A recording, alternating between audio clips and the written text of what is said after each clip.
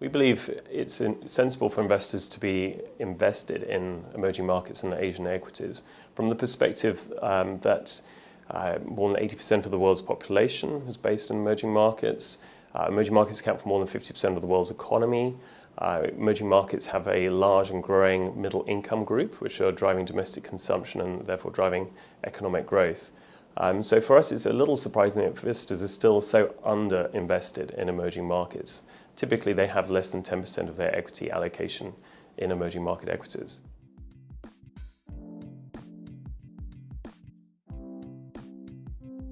We believe that emerging markets and Asian equities are looking really interesting at the moment. One of the big pushbacks we often get is political risk. Now, political risk still remains quite high in emerging markets, but if you look at what's happening in the rest of the world, the political risk in the developed world is actually rising quite rapidly. So the difference between the emerging world and the developed world isn't that stark anymore. In addition, emerging market economies are growing quite well.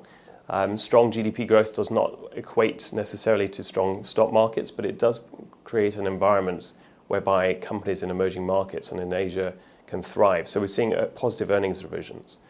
At the same time, we're seeing valuations in emerging markets in Asia are very attractive compared with the developed world. And we're starting to see flows return as investors, as I've mentioned already, are underweight both emerging markets and Asia, but they're looking to allocate more to those two asset classes. Our objective is to maximize the total return and to outperform the benchmark.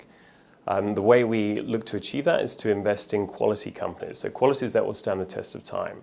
We also are focusing much more on GARP, growth at a reasonable price. So companies that are growing faster than their developed peers, but we don't want to overpay for that growth. So hence, growth at a reasonable price rather than growth at any price.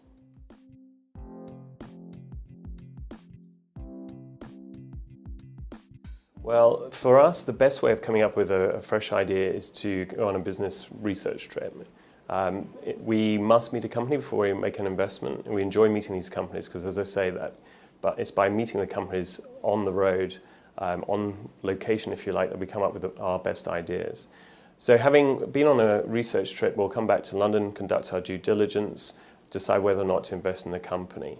One point of difference that we have over and above many of our competitors is that we focus very much on the scaling of the position, so deciding on the appropriate position size, and we have a stock ranking system to help us with that. When it comes to selling stocks, we will look to sell a stock if we believe it's fully valued. We'll sell a stock if we have a better idea. We'll sell a stock if the investment case has changed. Or indeed, if we make a mistake and the investment proves to not be a good one, we have a hard stop loss rule. So we'll sell a stock if it breaches a certain level.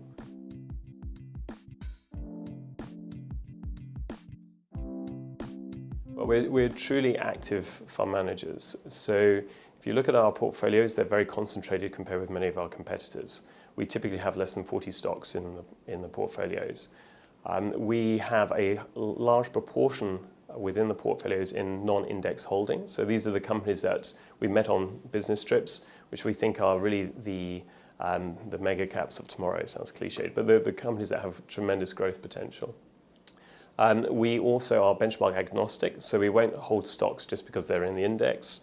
And as a consequence of all that, we have very high active share. So the proportion of the portfolio that's different from the benchmark is very high. It's typically 70 to 80%.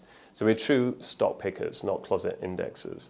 At the same time, we recognize that we are investing in relatively volatile parts of the world. So risk management is important, and hence we believe it's very important to have a hard stop loss rule, which is what we have in place.